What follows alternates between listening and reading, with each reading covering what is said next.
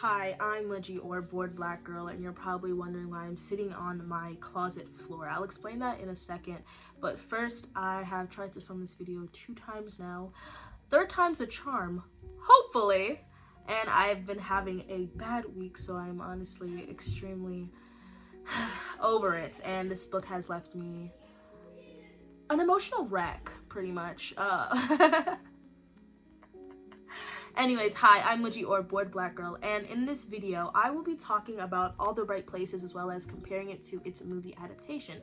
This is something I do called Book versus Movies, where I take a book and I compare it to the movie that was made based off of it. The book is All the Bright Places by Jennifer Niven, and the movie is of the same name, directed by Brett Haley. Now, I'm gonna tell you guys, I just realized I didn't explain why I'm sitting on the floor. I'm sitting on the floor in my closet because in the movie and the book, one of our main characters, Finch, actually does sleep in his closet for a bit of time. Now let's get into a little bit about the book. The Bright Places by Jennifer Niven was published on January 6, 2015.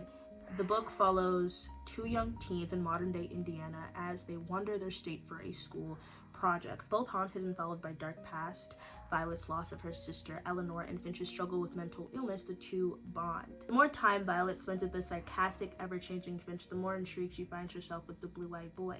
Already determined to keep a close eye on Violet, it's not long before Finch's poking and prodding brings out ultraviolet ray Markey bulb. The two find themselves getting closer and closer the more they wander.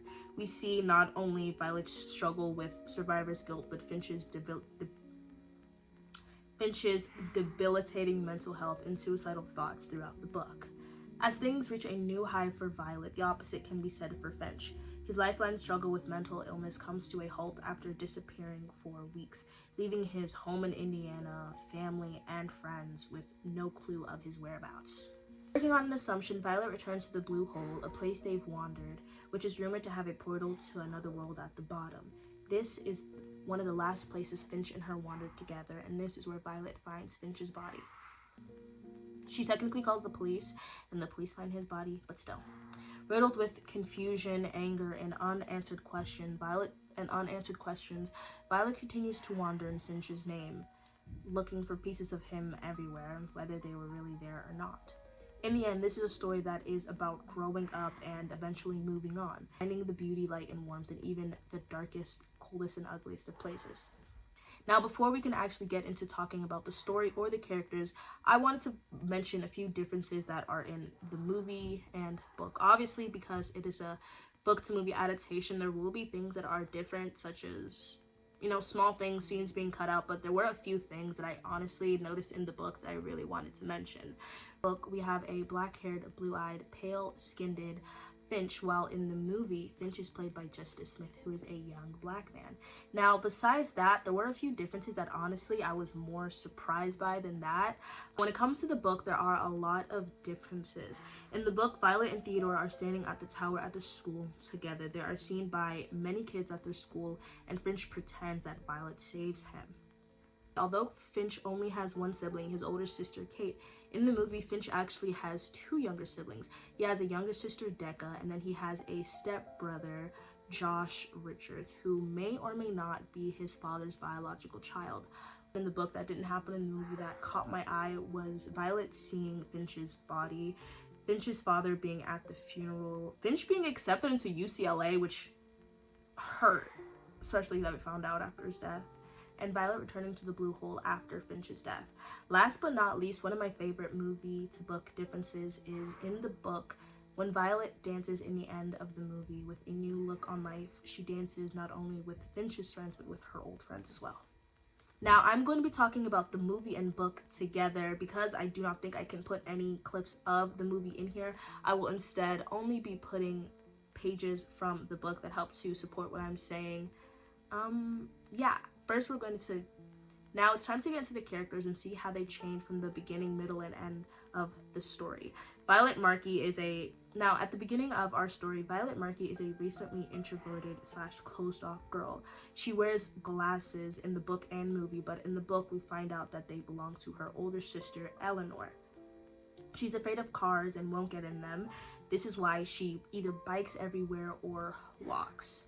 When she first meets Finch, she is closed off to him. And another thing I noticed is that Violet doesn't really accept her suicidal thoughts. As the book continued, Violet starts to become more open not only to her parents but to Finch. She manages to move past her car anxiety and even lets Finch drive her around to their wanderings. She tells him about her sister's passing. She laughs more, she smiles more, she's even bolder, jumping into the blue hole. Cold water, mind you, although she tells Finch that he shouldn't do it. Now, by the end of the story, Violet is a very different person. In the book, she becomes worried about Finch, but doesn't want to be seen as a nagging girlfriend. She starts to work on a new magazine for younger girls called Germ, and a lot of girls in her school are interested. She becomes more open about going to college and even visits NYU with her parents. But her worries for Finch only intensify, especially after one of her friends, Amanda, tells her that she saw Finch at a self-help group for teenagers that she'd been going to, where Finch had admitted to attempting with pills. Violet confronts Finch, and things go very bad, and the two's relationship slows heavily. After this, Violet decides to shift her focus on herself, continuing to work on Germ, and even going on a platonic date. After an alarming call from Finch's family, Violet finds her way back to the blue hole, and she is suddenly thrown back in the confusion, anger, and unanswered questions of losing a loved one. First Eleanor, and now Finch. Regardless of this, Violet finds a way to move forward, finishing the wanderings and returning with a new look on life. Regardless of this, Violet finds a way to move forward, finishing the wanderings and eventually returning to the blue hole with a new look on life. Now, it's time that we get into Finch. In the beginning, Finch is a sarcastic and at times douchey young guy. He is funny and likes to keep things lighthearted regardless of how heavy the topic is. He is avoidant of his own feelings and mental illness. He loves to play guitar and run, and even likes to make songs. When it comes to Violet, he is compassionate and seeks to help her with the passing of her sister. In the book, he is constantly trying to recreate himself because he is convinced that he needs to be a better version of him, and he fails. Now, as Finch's story continues, we see him struggle to open up with his therapist. He is determined to get close to Violet and even sleeps in front of her house. He meets her parents and cozies up to them, but not only is Finch lying about himself, but he's lying about his family. Violet even sees his handwriting and says that it's fake. We start to see Finch slowly lose interest and disappear from school, not responding to Violet's messages. And for the first time, we see Finch avoiding hard topics, not answering Violet when she asks him about his scar. As we get closer to the end, we start to see Finch struggle mentally, although he is aware that he has a good life. He has a girlfriend, and he has friends, and he has family, and he should feel good, but he feels wrong. He starts isolating himself from those who are closest to him, Violet and his friends, and eventually starts to sleep in his closet again because he is convinced that something in his room has changed. He does his best to keep his struggle away from Violet, though, telling her that he's sick or that he has a bug. Starting to not think or act like himself, there's a clear change in Finch's demeanor. He is blunt, and his sarcastic, lighthearted ways are gone, even yelling at Violet in the movie and bringing up her sister in the book. He even becomes violent. In the movie, Finch gets in a fight with Romer in front of the whole school, ends up injuring his friend, and it's all seen by Violet. Eventually loses himself and completely isolates himself from everyone, and again disappears. Although we don't know Finch's thoughts or mental state, in his last few days, we do know that he completed a few wanderings until he found himself back at the blue hole, where unfortunately Finch's story comes to an end. I'm going to get into the relationship and how it progressed. First, I'm going to get into the movie, and then I will be doing the book. In the movie, they start out as strangers, knowing each other only through word of mouth at school, but they're not close enough for Finch to know about Violet's passing. They eventually become project partners, and Finch clearly is interested in Violet because he is upbeat, happy Finch. He is finding ways to remind Violet not to be so serious and cold all the time. Now, as their relationship progresses in the movie, although Violet is scared of being in cars, she trusts Finch enough to let him drive her somewhere. While they're on a road trip, Violet opens up to Finch about the night of her sister's passing, more specifically what happened and what she can remember. They become more playful with each other after this. They share their first kiss and completely romantic moment. They become more romantic and closer and freer with each other, dancing in fields and falling into each other's arms. Violet hangs out with Finch and his friends. Eventually, Finch does reveal to Violet about his abusive father and how he sometimes feels out of control and needs to leave to find himself. This brings them closer. We see the two travel to an abandoned train station where they will not only sleep with each other, but fall asleep with each other. Good for them. All I could think was, it's gotta be really cold. Like, seriously, it must have been super cold. All right, now we're gonna get into the book. At the beginning of their relationship, Violet saves Finch from jumping from the school bell tower. She threatens him, basically, to not tell anybody. And Finch, of course, keeps his secret, continuing on with the narrative that Violet saved him. She doesn't want to be his partner or have anything to do with the Wandering Project at all, but they bond over Virginia Woolf quotes, and Finch clearly finds Violet very attractive. Now, as the book continues, they start driving to wanderings and making out, kissing and being very close with each other, and it's clear that they both have feelings. They do have sex in the book, but before that, there is a moment where they almost have sex, where it is revealed that Violet is a virgin and Finch isn't. Again, as I mentioned earlier, when Finch meets Violet's parents, he is almost putting up a front about who he is and who his family is. Violet mentions his handwriting, but with her parents' approval, Finch and Violet continue to wander, and Violet lets Finch drive her. Now, when the end of the book starts to come, things are going good until Violet and Finch accidentally sleep over and accidentally spend the night together, which Violet's parents are completely unaware about and understandably don't want them together anymore. I know that I said that. This is a sad book video. I need to stop being happy. I need to stop being happy. Girl, you need to try first. That's not funny. That's not funny. Stop. Okay. Although there are no official titles that are given, it's very obvious that Finch and Violet are together. For Finch's birthday, they even have sex on the floor of Finch's closet, which he has turned into a beautiful space scenery. Now, this is, of course, unknown to Violet's parents because she is lying to them and seeing Finch behind their back. She confronts him about going to the self-help group, and he turns on Violet. She searches for him with the backing of her parents. She searches for him, but Finch's family does not seem like much help. After he disappears, Violet starts to move on slowly, forgetting Finch and even trying to get over him. But later on, as we know, she finds his clothes by the blue hole, and let's just say the relationship is no longer physical. Let's get into the pacing. I don't really know why I jotted this one down, but I feel like it's kind of important. I think that the pacing of something can definitely have an effect on how much you enjoy it. Now, when it came to the movie, I said that the beginning didn't feel rushed or slow. It felt neutral, I guess, but the middle of the movie definitely picks up as we begin to have these upbeat montages of the two kissing and having little adventures. We see Finch's mental illness slowly struggle to reach the surface and impact Violet when he stops responding to her messages. He disappears for days and doesn't respond, but randomly shows up at her house. We see a bit of foreshadowing at their first visit to the water. Finch jumps in to avoid Violet's question, and after being gone for a while and scaring her, she jumps in after. Now, later on in the middle is where we start to see things really go downhill, starting with Violet getting in trouble for being out with Finch all night and saying no word to her parents. Finch blames himself for this, and things start to get dark really quickly for him mentally. Now, the ending of the movie for me really felt like the beginning of the end of Finch's story. It is a nice roundup of the movie, and it gives you hope.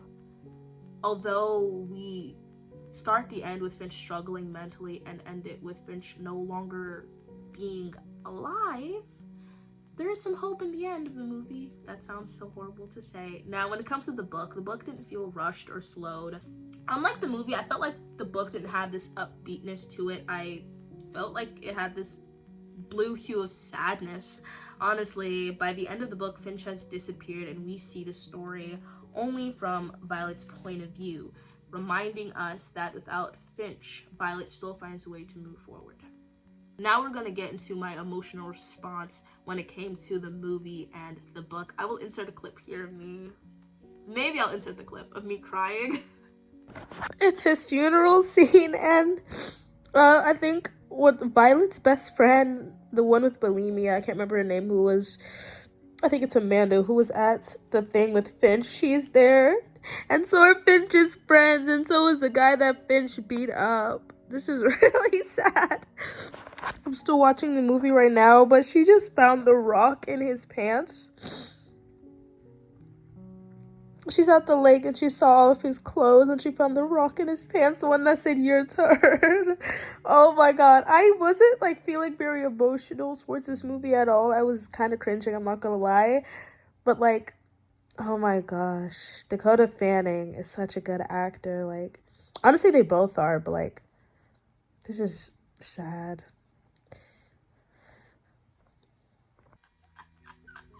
After my second watch, and I will also insert here the tears that I had on the tears that I had on the pages. Oh my gosh, so embarrassing. Anyways, now the first time I watched the movie, I will be completely honest, the only time I cried was when Finch passed and Violet found his clothes.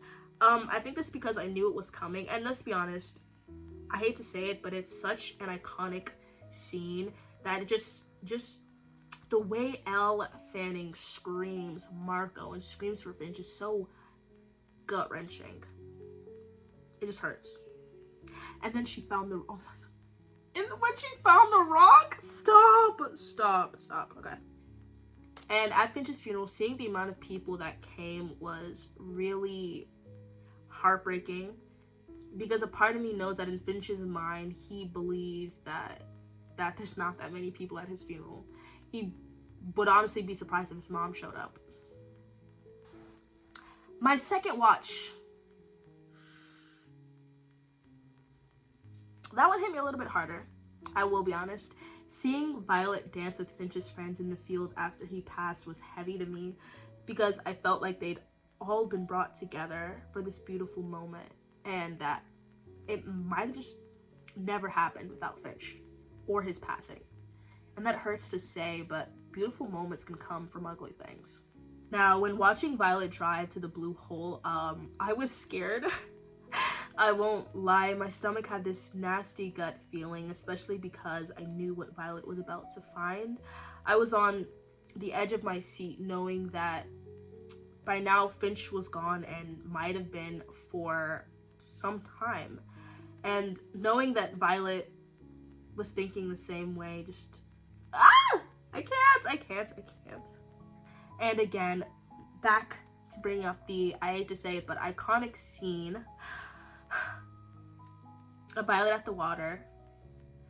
It is one of the first places where Finch opens up to her, and it is the last place they'd wandered together, and it is Finch's resting place now.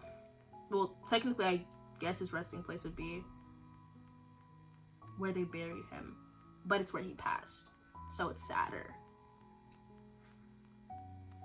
Violet's desperate screams for Finch and even Marco, I felt like were her attempts to hold on to the last bit of hope that she had that Finch was still alive. Watching the police sirens pull behind a crying Elle Fanning is such a beautiful shot, and yes, it did make me extremely sad, but beautiful things should make you sad. The amount of people at Finch's funeral really makes you wonder how big of an impact he had on the people around him. Whether he knew it or not, his friends, his family, Violet, kids at his school who maybe were scared of him or were intimidated by him or found him funny or sarcastic, they all gathered to say goodbye. And one thing that also really got me was seeing Finch's therapist at the end of the movie and watching Violet's presentation, and him watching Violet's presentation, because here's a man who dedicates his life to helping these young people throughout what they're going through, and he tried to do that for Finch, and it ultimately was not enough. I'm gonna be honest, I did not feel emotionally connected to the book. I know I cried, but I felt like it was more of a cry of the moment and not the cry of the topic. I could relate to the characters, and I was moved by Violet and Finch's story. In fact, it reminded me of someone who I was close to in the same way. Violet was close to Finch, and yes, I did cry, but I feel like I cried because I could relate to it and not because of the book itself. And more so the lesson of the book, as well as the perspective change it gave me on my personal situation. Let's get into the endings. When it comes to the movie, in the end, we see a new Violet or parts of the old Violet intertwined. She finishes the rest of the wandering and finds herself at a church dedicated to those who have lost loved ones in automobile accidents. This is where she finds Finch's signature in the logbook, and I feel like this is where she says goodbye to Finch. Now, in the book, it is a bit different. After Finch's funeral, she is understandably upset and is left with feelings of anger, regret, and many unanswered questions. She decides not to give up on her wanderings and continues to 3 more places in hopes of any trace of Finch. A desperate attempt to feel connected to the now gone boy. She sees these strange new places through his eyes and finds an odd peace knowing that he led her to these places, that he had been there with her in person or in spirit. In the end, Violet is a changed person who finds peace even with Finch gone, realizing that she's not rooted, but instead gold, springing with 1,000 capabilities within her. I think I quoted that wrong. Now, before I get into which one I think is better, I want to bring up a few random thoughts that I had. Now, in the movie, Finch posts on his Instagram story, and basically, he sings to Violet and says, "Violet Markey, if you're alive, respond." Oh my god! I can't stand it. I can't stand it. It's hard to watch. In the book, it was hard to read. It was on Facebook, which I feel like kind of made it better because it was 2015. So in 2015, maybe, this was like the hot romantic thing. Do this to me and you will be blocked. Now, when I watched the movie, both times I didn't really get the poem quoting thing, but when I read the book, I actually kind of liked them quoting Virginia Woolf, maybe because I actually liked her poems when they were written out and I could appreciate them because they were actually words. It honestly tempted me to send someone a Virginia Woolf quote, but we are not doing that, girl. Back to the book. Back. Focus, okay? Focus. We're focusing. Focus. The sun is going down. We need to finish this video. One thing I also found very funny was Finch being able to notice that his therapist / counselor in school's post-it notes were off-brand. I thought that was really funny because I feel like that's only something that really Finch would notice. He'd be like, these are fake, aren't they? Yeah, they are.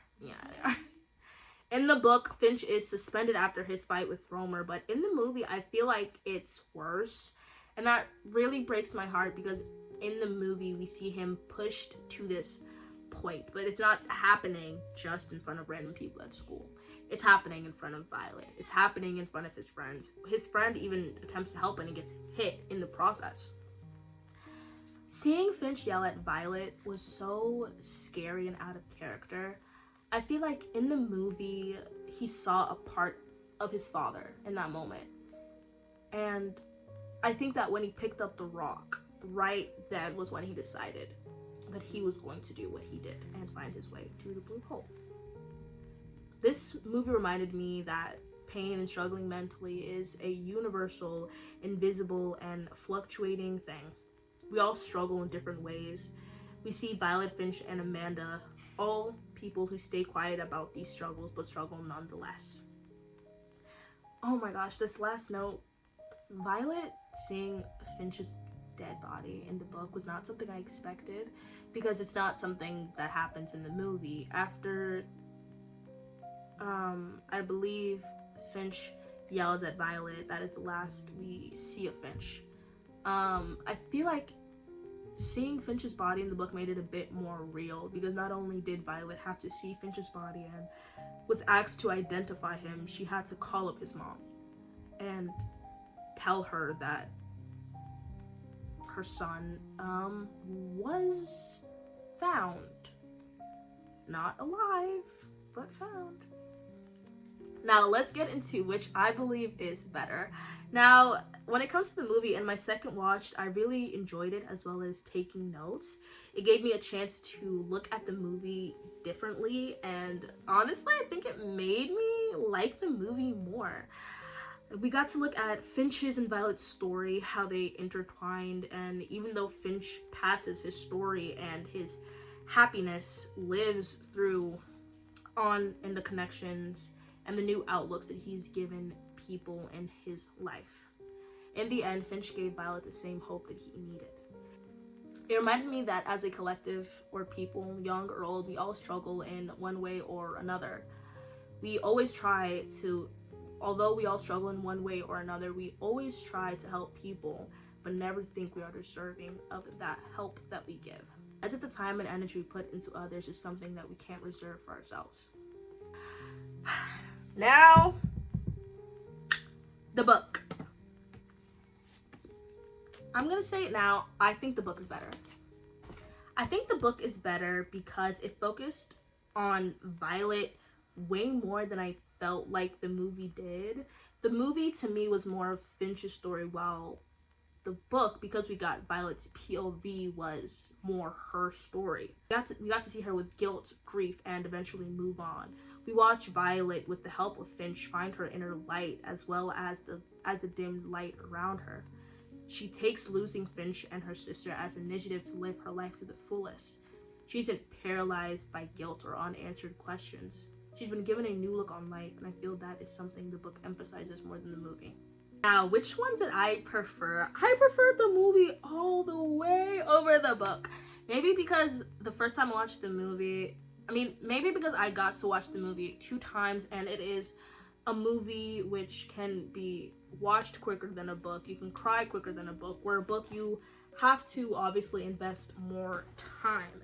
And when it came to the movie, I had obviously seen clips online, so I was a bit pre-exposed to it, but I did not feel connected to the book in the same way that I felt connected to the movie. The first time I watched the movie, it felt like nothing. And the second time, it felt like everything. It hurt me, it made me cry and laugh, and was genuinely enjoyable. I felt disconnected to the book. Even when I cried, it felt more for myself than the book. It makes me wonder that if my mood had been different, and if I couldn't relate to the book, would I have cried at all? But I believe that is all that I have to say with this big mouth. I'm tired of sitting on this floor, and I have to edit 3 videos. So we're gonna start on an outro. Thank you for watching this video. I promise that videos involving books in the future will probably be a bit more organized. If you made it all the way to the end, tell me what you think about this book, and if you prefer the movie or the book, and go ahead and tell me why. Thank you for watching, and thank you for watching, and check out the reading vlog that I have coming out on this book. If you are interested in more book videos, I also have a video on the love hypothesis, and I will have a video on the many dates of Indigo coming out in April. I have to get up and go to the camera and say goodbye to you guys. I'm tired, but I'll do it for you guys. So remember that you are not rooted, okay? You're gold flowing with 1,000 capabilities springing within you. Bye!